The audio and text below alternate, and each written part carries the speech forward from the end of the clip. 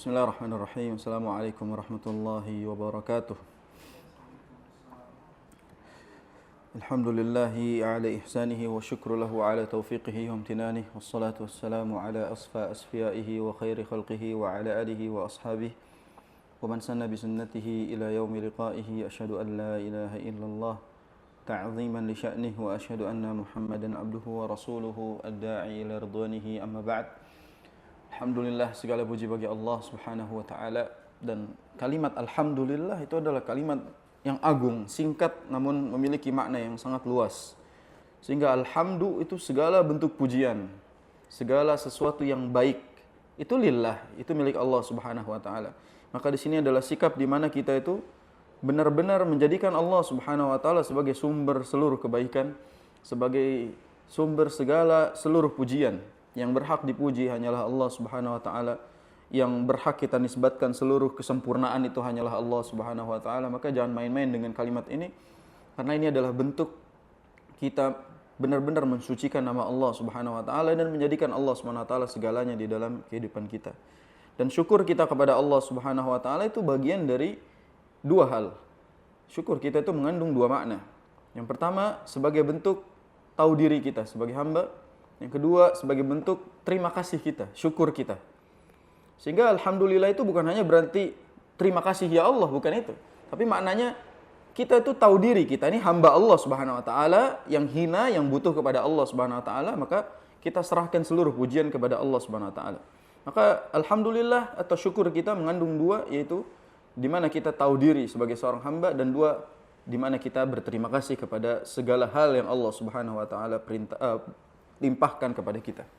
Maka dalam hal ini teruslah bersyukur, dan kalau bisa kata pertama yang terucap dari lisan kita setelah Allah bangkitkan pada saat tidur, Allah bangunkan kita dari kematian kita, maka kita baca alhamdulillahilladzi ahyana ba'dama amatana wa ilaihin nusyur. Segala puji bagi Allah Subhanahu wa taala yang telah menghidupkan kita kembali setelah mematikan kami, dan kepadanya lah kita kembali. Itu berarti bentuk kita menyerahkan seluruh urusan kita hari itu kepada Allah Subhanahu wa taala. Seseorang yang bangun lalu memulai harinya dengan bersyukur, itu bagian dari menyerahkan seluruh urusannya kepada Allah Subhanahu wa taala. Semoga Allah jadikan kita hamba-hamba yang pandai bersyukur. Amin ya rabbal alamin. Dan di antara nikmat yang wajib sekali kita syukuri adalah di mana Allah Subhanahu wa taala memberikan kita kesempatan hidup di dunia. Allah Subhanahu wa taala berikan kita lahir ke dunia. Itu bagian dari kenikmatan yang harus kita syukuri. Betapa banyak janin yang tidak berlanjut ke tahap berikutnya sehingga dia tidak jadi terlahir ke dunia. Betapa banyak mungkin janin yang sudah lahir namun belum sempat melihat dunia, Allah sudah panggil ia kembali gitu. Ya, memang dia dikembalikan kepada tempat yang lebih baik daripada dunia, namun hidup di dunia ini bagian dari kenikmatan. Dan kita nggak boleh pungkiri ini. Ya, dunia ini juga kenikmatan. Banyak orang yang pengen kembali lagi ke dunia setelah Allah matikan mereka. Itu bukti bahwasanya dunia ini bagian dari nikmat yang dulu mungkin mereka sia-siakan. Sebagaimana orang ketika sudah dihisab oleh Allah Subhanahu wa taala, mereka meminta dikembalikan kepada dunia.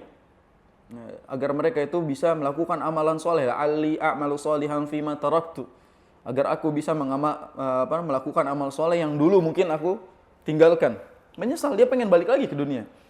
Artinya tinggal di dunia ini bagian dari kenikmatan yang Allah Subhanahu wa taala limpahkan kepada kita sampai di detik ini dengan usia kita masing-masing. Itu menandakan bahwasanya rasa syukur kita semestinya lebih besar ketika Allah Subhanahu wa taala izinkan kita hidup untuk memperbanyak bekal di dunia ini. Dan jangan sampai dunia ini membuat kita lupa tujuan awal kita diciptakan di sini.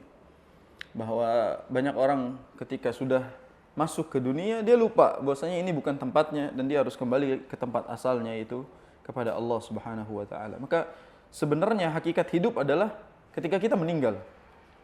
Ya, ketika kita meninggal dunia, kita baru akan memulai kehidupan yang abadi. Adapun sekarang ini adalah perjalanan di mana kita sedang mencari bekal-bekal, ya, memperbanyak bekal agar kita siap berjumpa dengan Allah Subhanahu wa taala. Dan di antara warna dunia ini adalah Allah jadikan manusia hidup berpasang-pasangan. Allah ciptakan keturunan. Itu adalah bagian dari warna kehidupan. Jadi bagian dari penyejuk mata, penenang hati, ya, obat luka, obat lelah, itu adanya pasangan, adanya anak, itu bagian dari warna dari kehidupan ini. Sehingga seringkali mereka itu disebut sebagai zinatun, perhiasan. Maka kita tahu almar'atus salihah itu wanita yang solehah adalah perhiasan terbaik. Lalu anak juga bagian dari perhiasan terbaik. Sebagaimana Allah SWT berfirman, al-malu wal banun zinatul hayatid dunya. Harta dan anak itu perhiasan kehidupan dunia. Artinya kita tidak bisa pungkiri bahwasanya keberadaan harta, keberadaan anak itu bagian dari yang mewarnai hidup ini. Kebayang kalau kita tinggal di dunia ini satu jenis semuanya, cowok semua gitu misalnya, bosan ketemunya. Tapi Allah SWT ciptakan itu. Maka mungkin itu juga awal di mana Allah SWT menghadirkan pasangan bagi Adam. Ketika Allah SWT ciptakan Adam sendirian dari kalangan manusia dan ia minta ada yang mendampinginya, Allah turunkan pasangannya. Tidak kita sebut namanya karena nama Hawa ini diperselisihkan oleh para ulama. Namanya beneran Hawa atau yang lainnya. Sebut saja X. Maka itulah yang diturunkan oleh Allah Subhanahu wa taala. Jadi Allah Subhanahu wa taala menurunkan pasangan bagi Adam yang pasti berbeda jenisnya, laki-laki dan perempuan. Itu menunjukkan bahwasanya di antara yang membuat kehidupan warna bagi seseorang adalah pasangannya. Dan kehidupan berpasangan juga membutuhkan warna lain. Dan ketika Allah Subhanahu wa taala berikan mereka amanah yang lebih berat dari itu, selain menikah adalah amanat. Kita waktu di bab-bab sebelumnya sudah kita katakan bahwasanya pernikahan itu amanat dari Allah Subhanahu wa taala yang langsung di-ACC oleh Allah Subhanahu wa taala. Dan ternyata ada amanat lagi berikutnya yang akan Allah Subhanahu wa taala berikan. Di mana dari pasangan Allah Subhanahu wa taala amanatkan buah hati atau Allah amanahkan seorang anak. Coba lihat, anak itu juga selain amanat, itu juga nikmat. Itu juga nikmat tambahan dari Allah Subhanahu wa taala. Betapa banyak pasangan yang sudah menikah bertahun-tahun namun tidak memiliki anak. Dan mereka ingin punya anak. Tapi ada loh pasangan yang tidak ingin punya anak, tapi punya anak. Sehingga kadang-kala memang kenikmatan yang Allah Subhanahu wa taala berikan itu kalau berada di tangan orang yang salah tidak akan dianggap sebagai nikmat.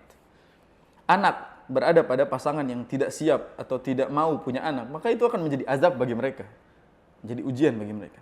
Tapi anak, apabila Allah Subhanahu wa taala berikan kepada kedua pasangan yang menanti-nanti menginginkan keberadaan anak, maka akan menjadi nikmat terbesar, anugerah terbesar. Sebagaimana kisah bagaimana Nabi Ibrahim alaihissalam menginginkan punya anak. Bertahun-tahun Nabi Ibrahim pengen, sampai di usianya yang sudah senja, Allah Subhanahu wa taala karuniakan anak, satu lahir. Walaupun setelah itu Allah SWT minta untuk dikorbankan, tetap saja, tapi kehadiran seorang anak itu benar-benar menjadi penyejuk hati seorang manusia. Makanya penulis di sini menginginkan kita belajar bagaimana seorang muslim itu bersikap kepada anak yang Allah Subhanahu wa taala amanahkan kepadanya. Dan kita harus katakan bahwasanya anak itu amanat dari Allah. Karena keberadaan atau kehadiran anak itu tidak serta-merta hanya karena adanya dua pasangan saja. Adanya laki-laki, perempuan yang saling membuahi satu sama lain saja. Bukan itu saja, bukan kejadian secara biologis saja. Namun ada kejadian yang tidak bisa nampak di dalam diri kita, yaitu kejadian soal bagaimana Allah SWT memberikan amanat kepada manusia itu. Kalau kita lihat hadis misalnya dalam hadis Arba'in, hadis nomor 4, di mana Nabi SAW menggambarkan tentang bagaimana penciptaan awal manusia. Di mana Allah Subhanahu wa taala itu menggambarkan manusia itu dimulai dari nutfah, air mani, selama 40 hari dan seterusnya berubah menjadi alaqah, berubah menjadi mudghah, lalu diberikan ruh oleh Allah Subhanahu wa taala pada saat usianya sudah 4 bulan. Ditiupkan ruh oleh Allah Subhanahu wa taala, lalu diperintahkan malaikat wa yu'maru bi arba'i kalimat. Malaikat diminta untuk meniupkan 4 perkara. Bikat birizkihi wa ajalihi wa amalihi wa syaqiyyun aw sa'idun. Itu Nabi SAW. Dicatatkan kepada janin itu apa? Pertama, ajalnya, rezekinya, ajalnya yang kedua. Yang ketiga, amalnya.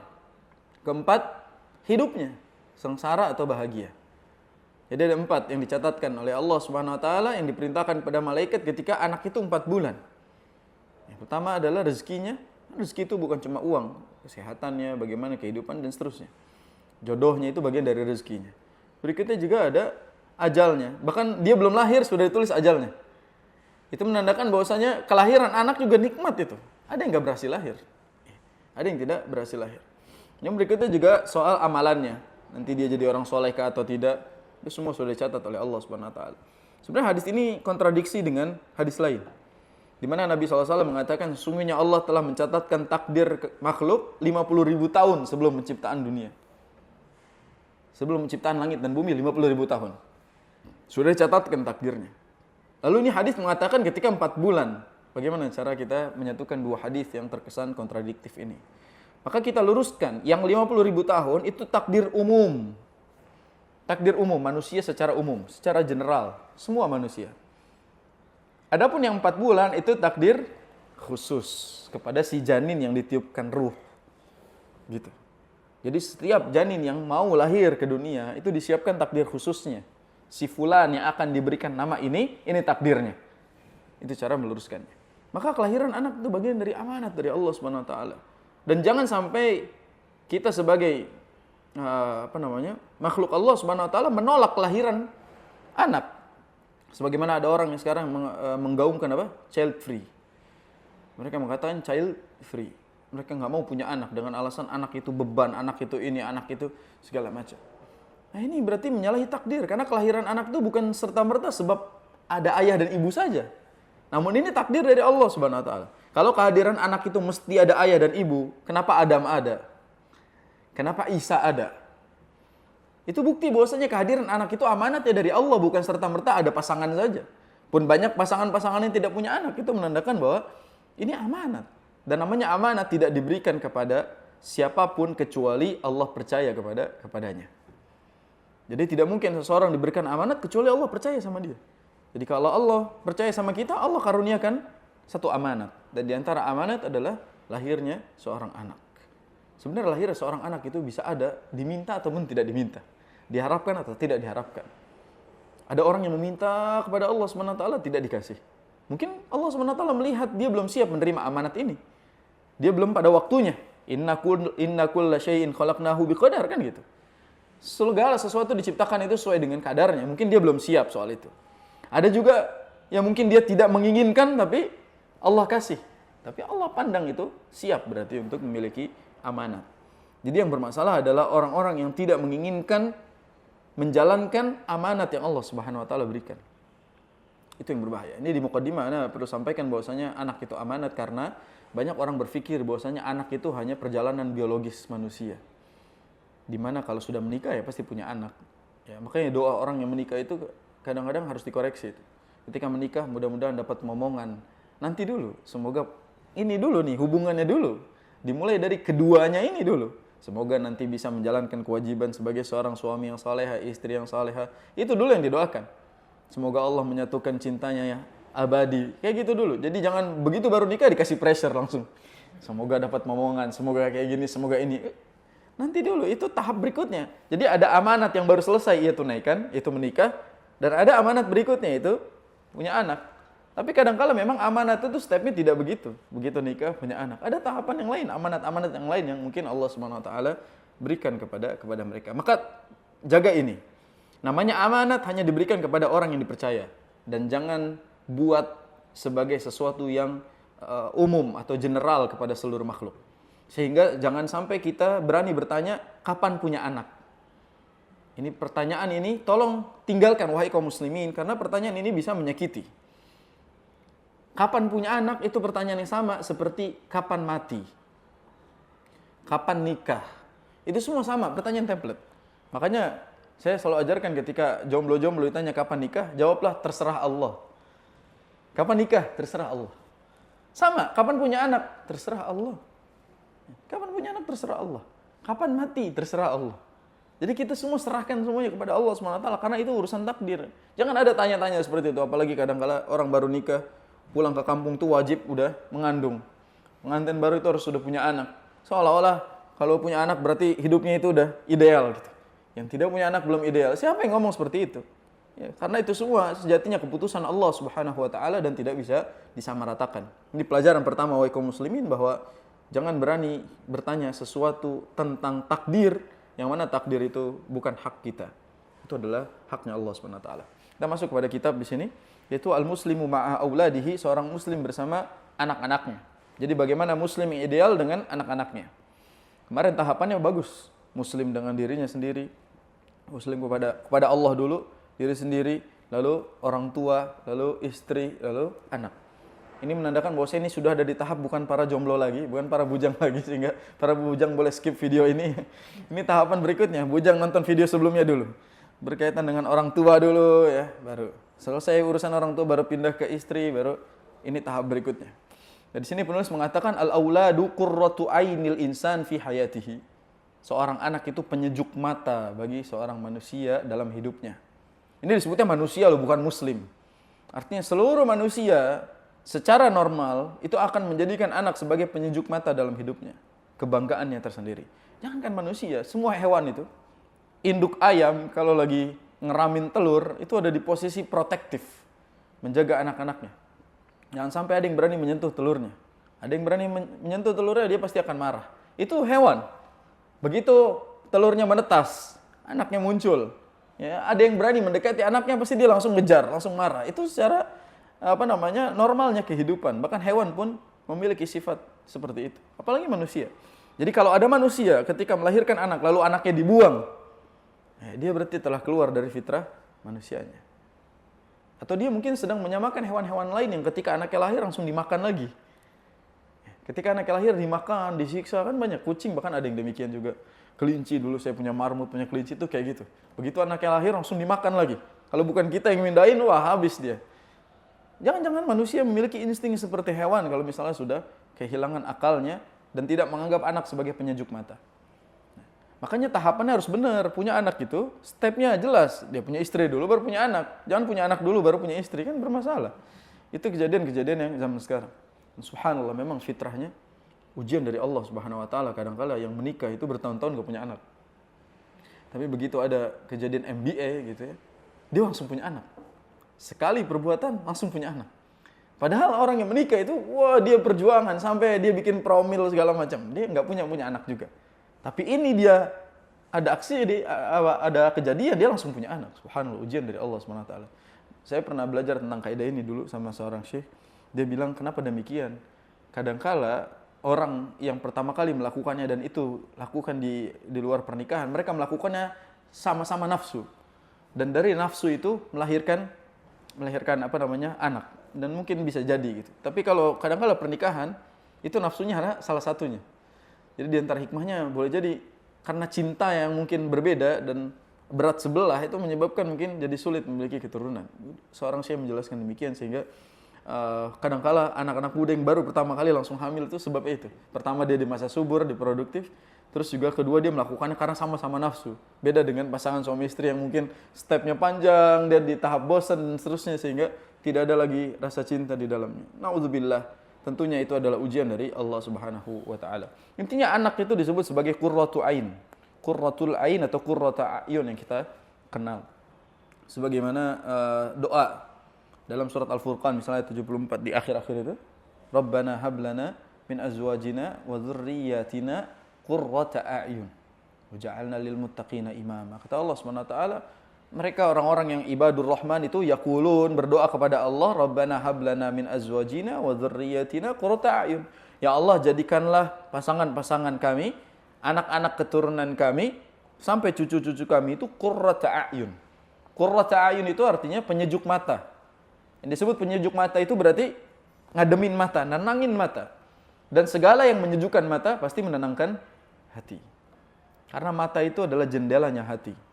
Sehingga kalau ayat menyebut penyejuk mata, itu maknanya berarti menenangkan hati. Makanya kita harus tahu bahwasanya al-auladu itu anak bagian dari penyejuk mata. Anda jadi ingat perkataan Al-Hasan Al-Basri rahimahullah ta'ala. Dan ini disebutkan dalam kitab tafsir Zadul Masir. Ketika membahas ayat ini. Rabbana hablana min azwajina. Ya Allah, tolong berikanlah kepada kami, karuniakanlah kepada kami istri-istri, anak-anak yang menyejukkan mata. Gitu kan. Al-Hasan Al-Basri mengatakan gini. Laisa syai'un aqarru li'ainil mu'min min an yara zawjatahu wa auladahu muti'ina lillahi azza wa jalla. Kata Al-Hasan Al-Basri, tidak ada sesuatu yang paling menyejukkan mata seorang mukmin kecuali dia melihat istri dan anak-anaknya itu taat kepada Allah azza wa jalla. Dalam nih perkataan Al-Hasan Al-Basri rahimahullah ta'ala. Tidak ada yang menyejukkan mata seorang mukmin kecuali dia bisa melihat momen di mana istri dan anak-anaknya itu taat kepada Allah Subhanahu wa taala. Jadi inti dari menyejukkan mata adalah istri yang solehah, anak-anak yang soleh dan solehah. Jadi tidak ditafsirkan bahwasanya penyejuk mata adalah istri yang cantik. Tapi istri yang solehah. Tidak disebutkan anak-anak yang lucu, anak-anak yang gemoy, anak-anak yang ini tidak. Tapi disebutkan anak yang soleh, anak yang solehah. Yang taat kepada Allah SWT. Ketaatan pasangan, ketaatan anak-anak itu bagian dari penyejuk mata seorang mukmin. Dan betul saja. Seorang ayah itu akan sangat tenang hidupnya ketika melihat istri bisa menjaga dirinya, menjaga ketaatannya kepada Allah, menjaga anak-anaknya dengan baik, bertanggung jawab pada amanatnya, dan senang melihat anaknya sudah bisa taat, sudah bisa sholat, sudah bisa istiqamah. Dia menjadi anak yang soleh, tenang. Sehingga itu bagian dari ketenangan dan kesejukan mata. Nah, di sini penulis mengatakan wabahjatuhu fi umrihi. Anak itu bagian dari kebahagiaan dalam usianya, dalam kehidupannya. Dan anak itu bagian dari tahlul haya. Keberadaan mereka itu membuat hidup semakin indah. Wa alaihim ba'dallahi ta'allaqal amal. Dan dari anak-anak itu kita menggantungkan harapan yang besar kepada mereka. Wa bi barakatihim yustajlab rizq. Lahirnya mereka itu mendatangkan rezeki baru buat kehidupan kita. Makanya banyak anak, banyak rezeki itu perkataan Quran sebenarnya. Perkataan Nabi SAW. Jadi jangan, di ayat, di Al-Quran Allah SWT misalnya menyebutkan wala taqtulu awladakum khasyata imlaq nahnu narzuquhum wa iyyakum.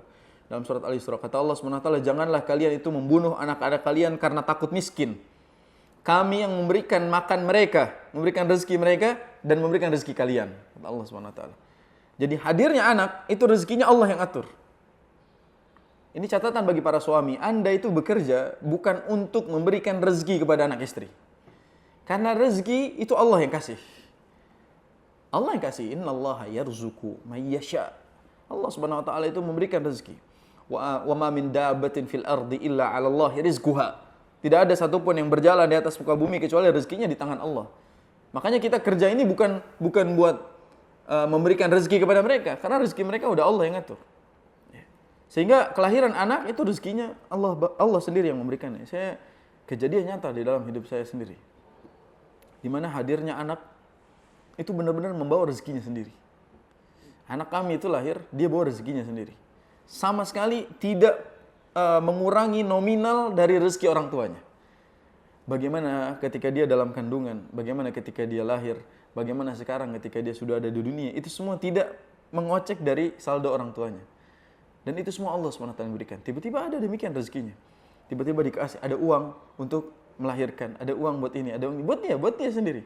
Buat beli perlengkapan ada uangnya sendiri, bukan dari uang orang tuanya. Jangan takut. Kadang-kadang kita itu ketika istri hamil langsung panik. Waduh, ini gimana, makan harus dikurangi, nongkrong harus dikurangi, karena harus berbagi dengan persiapan kelahiran, persiapan ini, mahal lahiran dan seterusnya. Jangan difikirkan itu. Itu rezeki dari Allah SWT. Yang harus difikirkan, bersyukur dulu atas amanat ini, maka biar Allah Subhanahu wa taala yang lanjutkan berikutnya. Begitu yang kami rasakan dahulu. Jadi begitulah Allah Subhanahu wa taala memberikan. Saya sampai benar-benar berdua ngobrol sama istri itu bilang, "Coba lihat, anak ini lahir pakai uang kita atau enggak? Coba lihat anak ini lahir, dia bahkan lahiran tidak pakai uang bapaknya. Coba lihat anak ini lahir untuk beli perlengkapan segala macamnya tidak pakai uang bapaknya, ada uang dia sendiri." Itu bukti bahwasanya Allah Subhanahu wa taala yang memberikan rezeki buat dia. Jadi jangan takut. Kadang-kala kita ini saking takutnya tidak bisa menghidupi keluarga dengan mengatakan, kayaknya anak saya 1-2 cukup lah, 2 anak cukup. Karena saya cuma mampu memberikan kehidupan untuk 2 orang anak. Ini salah. Karena ini mungkin bagian dari membatasi kenikmatan dan amanat dari Allah SWT. Kalau Allah percaya, Allah kasih. Berapa banyak keluarga-keluarga saya misalnya punya anak 11, 12. Dan anaknya sukses-sukses, sarjana semuanya. Dari nomor 1 sampai nomor terakhir, sarjana semuanya. Kalau ditanya orang tuanya kaya, enggak. Tinggal di kampung. Dia punya kebun biasa aja, bukan orang kaya. Dia ke sawah, ke kebun. Tapi anaknya sarjana dari nomor 1 sampai yang nomor 11. Itu bukti bahwasanya yang memberikan rezeki Allah Subhanahu wa taala bukan. Jadi yang ngasih rezeki itu Allah, bukan bapaknya. Maka ini catatan bahwa anak itu mendatangkan rezeki. Anak itu mendatangkan rezeki. Tatanazzalur rahmah, dan anak itu menurunkan rahmat Allah Subhanahu wa taala. wa yudha'iful ajr. Dan dia juga melipat gandakan pahala. Kenapa? Karena orang tua ketika diberikan amanat, berhasil mendidik, itu bagian dari sumber pahala bagi dia. Dan anak itu investasi terbaik bagi orang tua. Kenapa kita katakan investasi terbaik? Karena Nabi SAW yang bilang. Nabi SAW mengatakan apa? Iza matal insanu in qata'a amaluhu illa min salasa. Kalau mati seorang manusia, maka akan terputus segalanya kecuali 3 perkara. Yang pertama adalah shadaqah jariyah, amalan dia yang terus mengalir. Yang kedua adalah ilmun yuntafa'u bihi, ilmu yang dimanfaatkan, ilmu yang diajarkan kepada orang lain dan diamalkan. Yang terakhir, awwaladun salih yad'u lahu, anak yang saleh yang mendoakannya. Jadi punya anak itu, semakin banyak anak maka semakin banyak yang mendoakan. Semakin banyak anak yang soleh tentunya. Nah, banyak anak gak soleh percuma. Semakin banyak anak yang soleh-soleha maka semakin banyak investasi dia untuk mendoakan dia nanti ketika dia sudah pulang. Makanya berat. Amanat ini bukan amanat yang ringan. Dan amanat ini harus dijalankan penuh dengan hati-hati. Sampai-sampai Allah SWT itu memberikan kita wejangan langsung di dalam surat At-Tahrim ayat 6. Ya ayyuhalladzina amanu qu anfusakum wa ahlikum nara. Ya Allah SWT memerintahkan, wahai orang-orang yang beriman, jagalah diri kalian dan keluarga kalian dari api neraka. Ini menandakan bahwasanya yang paling berat dari mengurus anak adalah mendidiknya agar jauh dari neraka. Jadi yang lebih berat dari punya anak itu sebenarnya bukan punya atau buat atau ngelahirin, ya bukan. Yang lebih sulit adalah mendidiknya agar dia selamat dari neraka. Dan itu tanggung jawab orang tuanya. Sampai-sampai ayat ini ketika turun, disebutkan dalam kitab tafsir Ibnu Katsir, beliau meriwayatkan sebuah perkataan yang dinisbatkan kepada Ali bin Abi Thalib. Kata Ali bin Abi Thalib apa? Addibuhum wa'allimuhum. Maksud dari menjaga keluarga adalah ajarkan mereka adab dan ajarkan mereka ilmu agama. Karena orang tua zaman sekarang jangankan ngajarin agama, anaknya baru 6 tahun masuk SD dipesantrenin. Anaknya SD dipesantrenin, coba bayangin. Saya termasuk orang tua yang tidak terima anak SD dipesantrenin. Karena di usia itu, di fase itu adalah fase seharusnya orang tua yang jaga dia. Biarkan dia sekolah dekat rumah, pulang diajarin sama orang tuanya. Gak usah jauh-jauh, ajarin sama orang tuanya. Bahkan menurut saya yang paling efektif untuk memasukkan anak, dipondokin anak itu kalau bisa di usia-usia yang dia sudah bisa membedakan mana yang menurut dia ini baik atau yang buruk. Dia sudah ada di fase baligh dan mumayyiz. Mungkin SMP atau SMA gitu. Kalau nggak mau boleh dipaksa kan gitu. Sebagaimana sabda Nabi SAW yang setelah ini mungkin akan disebutkan. Intinya anak SD langsung dipesantrenin dengan mengatakan, saya pengen anak saya soleh. Soleh ditaruh ke ustadz, soleh didik sendiri gitu. Kadang-kala kami sebagai guru itu selalu mendapatkan amanat yang lebih berat daripada punya anak sendiri. Yaitu anak didik. Mungkin anak kandung cuma 1, 2, anak didik bisa 100. Kita punya anak didik tuh banyak. Sampai orang tua itu benar-benar memberikan kita amanat. Ustaz tolong bantu didik anak saya jadi anak yang soleh. Situ yang buat, kami yang capek untuk mendidik, subhanallah. Situ yang menikmati, kami yang kena azabnya kan gitu. Kadang-kadang orang tua itu menyerahkan kepada ustaz tuh kayak, nih tolong didik anak saya, pulang-pulang harus soleh dia. Gak mungkin. Dan orang tua yang diberikan amanat untuk itu. Saya bilang sama istri saya, nanti gak usah jadi ustazah atau guru. Kalau kamu mau guru, ngajar di rumah. Ajarin anak saya gaji. Ajarin anak saya, muridnya anak saya aja 1. Nih, saya gaji. Gitu, saya bilang. Udah gak usah jauh-jauh, ajarin anak di rumah. Bikin sekolah gak apa-apa, bikin papan tulis, bikin apa. Ajarin dia di rumah, saya gaji. Daripada ngajar anak orang, mending ngajar anak sendiri. Itu kaidahnya begitu. Kadang-kala luput. Seorang dai, seorang ustaz, seorang guru luput sama anaknya sendiri. Begitu, didik anak dari awal. Jangan sampai kecolongan sama orang lain. Dia amanat dari Allah SWT. Ajarkan dia ilmu. Bahkan saya sampaikan kepada seluruh yang mungkin menyaksikan video ini. Jangan sampai kecolongan untuk mengajarkan anak surat Al-Fatihah. Jangan sampai ngajarin Al-Fatihah ustadznya. Ajarkan Al-Fatihah. Kalau bisa ibunya atau ayahnya yang ngajarin anak itu Al-Fatihah. Sehingga ketika dia sholat nanti pahala jariahnya itu buat orang tuanya. Dari Al-Fatihah yang dia ajarkan. Jangan ditahsin sama orang lain. Tahsin sama orang tuanya. Itu yang harus kita luruskan terkait dengan amanat dari Allah Subhanahu wa taala. Walihada kana min da'awatin Nabi sallallahu alaihi wasallam, di antara doanya Nabi sallallahu alaihi wasallam yaitu adalah al-iksaru minal mali wal walad, agar Allah perbanyak harta dan anak. Ya, doanya Nabi SAW itu agar banyak harta dan banyak anak. Faqad rawa Anas radhiyallahu anhu annahu dakhala ala Nabi SAW. Ini diriwayatkan oleh Anas bin Malik. Saat itu Anas bin Malik masih kecil, datang ke rumah Nabi SAW, wa ma'ahu ummuhu wa khalatuhu, bersama ibu dan tantenya, ibu dan bibinya, datang ke rumah Nabi. Fa shalla bihimun Nabi SAW, salat berjamaah bersama Nabi. Thumma da'a lahum bikulli khair. Ya. Kemudian Nabi SAW mendoakan mereka dengan penuh kebaikan, semua doa-doa baik dia doakan kepada ibu Anas dan tantenya. Faqala ummu Anas, ibunya Anas mengatakan, ini strategi atau tips kepada para ibu ketika ketemu sama orang soleh, ketemu ustaz. Lihat, ya Rasulullah, wahai Rasulullah, khuaydimuka. Di bawah Anas, dia bilang ke Rasulullah, ya Rasulullah, khuaydimuka. Kelak anak ini akan menjadi pelayanmu. Dia bilang, anak masih kecil, Anas masih kecil, dia bilang, ya Rasulullah, kelak anak ini akan melayanimu, akan menjadi yang selalu bersama dan mendampingimu. Ud'ullaha lahu, doakan dia. Ini tips kalau ketemu, misalnya bawa anak, ketemu sama ustaz, teman anak soleh, bukan, ustaz minta foto ustaz. Doain anak saya, minta doain anaknya, jangan minta foto.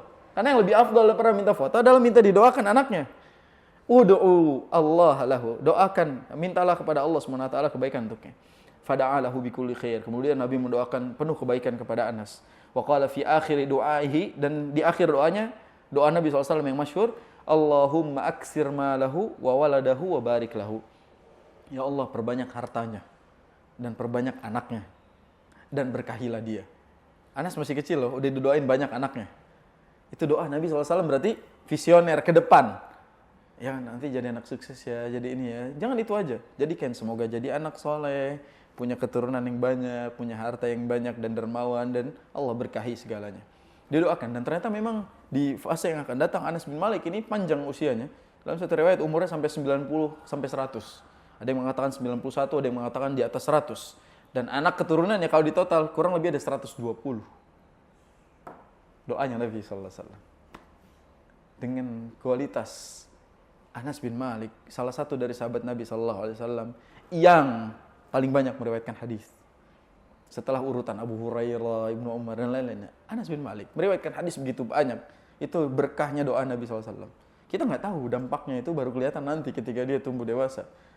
Tapi ketika, makanya kalau bawa anak kecil, ketemu orang soleh, ketemu ini tuh minta doakan. Semoga dia jadi anak soleh, minta ini. Supaya nanti mungkin menjadi perkembangan yang baik untuk dia. Kadang-kala doa orang tua memang doa yang paling mustajab tentunya. Ya, tapi doa orang-orang soleh juga bagian dari booster doa agar diterima oleh Allah SWT. Hati-hati, doa ibu, doa orang tua itu doa yang mustajab. Sampai kata Nabi SAW, salah da'awat, 3 doa yang tidak diragukan pasti akan dikabulkan oleh Allah SWT. Yang pertama adalah da'watul walid liwaladihi, doa orang tua untuk anaknya. Baru yang kedua da'watul musafir, da'watul mazlum, dan lain. Jadi doa orang tua ini jangan sampai luput dari anaknya. Kalau bisa meminta itu ketika sebelum mengandung. Sebelum mengandung, istri itu didoakan, meminta anak yang saleh, anak yang menjadi mujahid nanti di masa yang akan datang, anak yang berilmu dan lain-lainnya. Ketika mengandung, teruskan doanya, dielus sambil didoakan. Begitu lahir, didoakan anaknya. Begitu tumbuh, didoakan. Terus sampai dia dewasa, didoakan. Terus tidak lepas dari doa orang tuanya. Terkadang anak itu bisa jadi soleh bukan karena orang tuanya yang soleh-soleha, tapi karena doa tulus orang tuanya agar anaknya jadi soleh-soleha. Ini poin penting. Jadi jangan anggap bahwasanya anak yang soleh-soleh itu berkat orang tuanya yang soleh-soleh, bukan. Tapi doa tulus orang tua yang terus dari dulu sampai sekarang tidak berubah doanya agar anaknya menjadi anak yang soleh. Itu bagian dari ikhtiar orang tua agar memiliki anak yang soleh.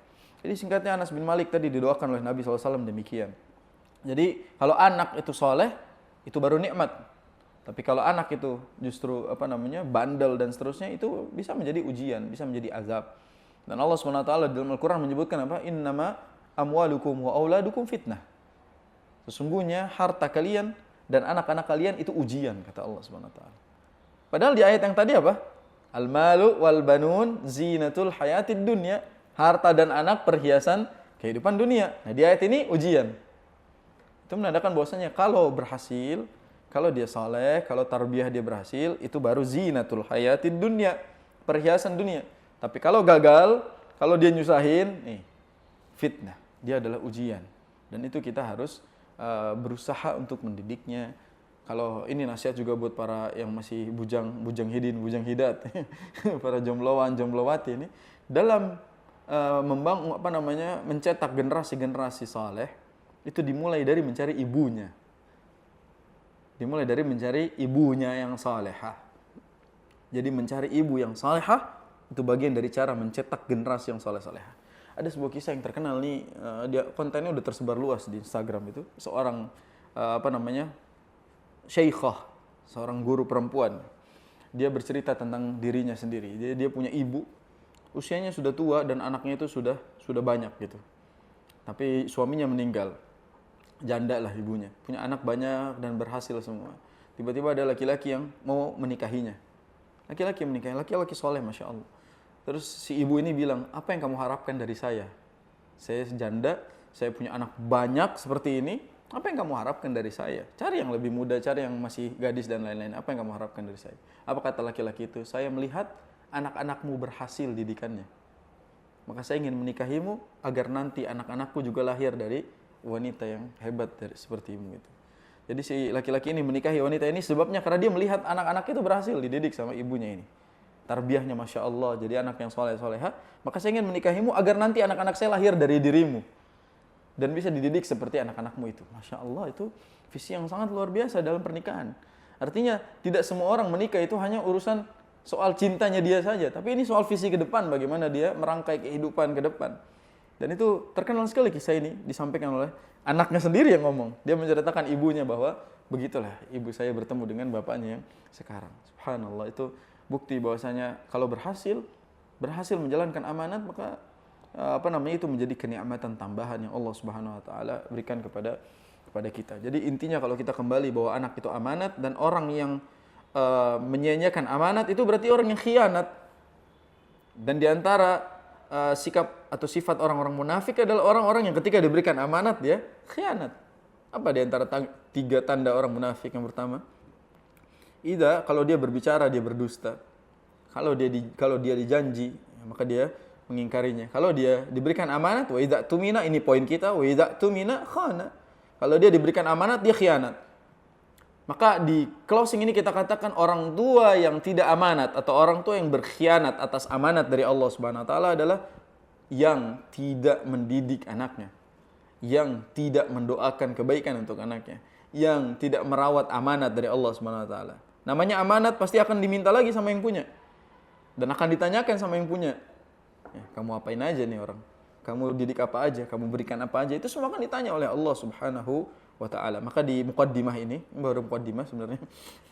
Di muqaddimah ini bahwasanya anak itu adalah amanat. Maka pembahasan-pembahasan berikutnya akan membahas bagaimana sikap kita kepada anak, bagaimana mendidiknya, bagaimana tarbiyah kepada mereka, dan bagaimana mencetak generasi-generasi yang terbaik sehingga Nabi SAW bangga nanti, fa inni mukatsirum bikumul umam yaumil qiyamah. Aku akan bangga dengan banyaknya umatku di hari kiamat. Jadi jangan cuma banyak doang poinnya, tapi banyak dan jadi umat Nabi SAW. Yang susah adalah memastikan anak itu jadi umat Nabi. Jadi anak yang saleh, menjadi pejuang Islam, itu yang susah. Sehingga yang lebih berat daripada punya anak adalah mendidiknya. Wallahu a'lam bishawab. Semoga Allah karuniakan kita pasangan dan anak yang qurrata a'yun, yang menyejukkan mata, menenangkan hati, sebagaimana yang disebutkan oleh Allah Subhanahu wa taala. Subhanakallahumma bihamdika asyhadu an la ilaha illa anta astaghfiruka wa atubu ilaik. Wa sallallahu ala nabiyyina Muhammad wa ala alihi wasallam. Assalamualaikum warahmatullahi wabarakatuh.